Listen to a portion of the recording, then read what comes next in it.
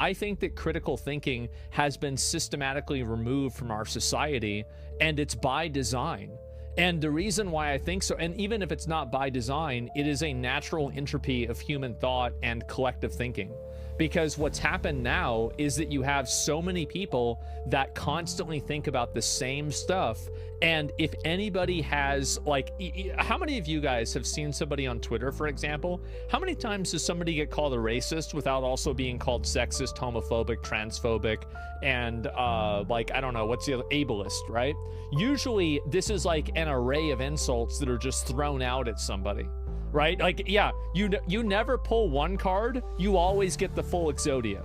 And so what happens is that people are taught not to critically think, because critical thinking will lead them to conclusions that bring them against the established dogma of their worldview.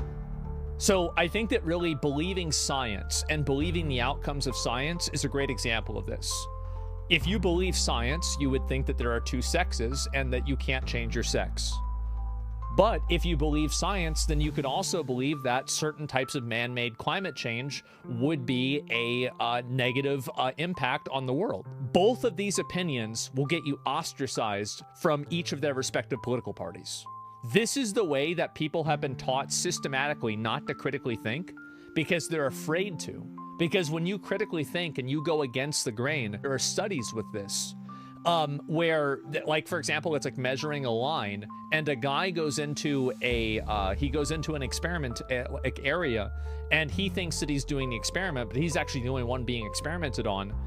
And the guy's like, okay, which line is the longest? And he's picking the longest one, but everybody else in the room picks the second or the third longest one.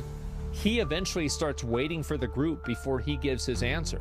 And the study was done in order to basically explain how strong the human desire is to fit into groupthink. This is very well established in conformity. Yes, exactly.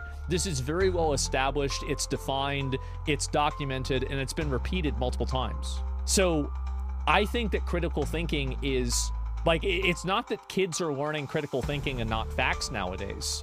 It's that kids aren't learning critical thinking, and now they don't even have the facts they don't have anything. Yeah, they don't have fucking anything.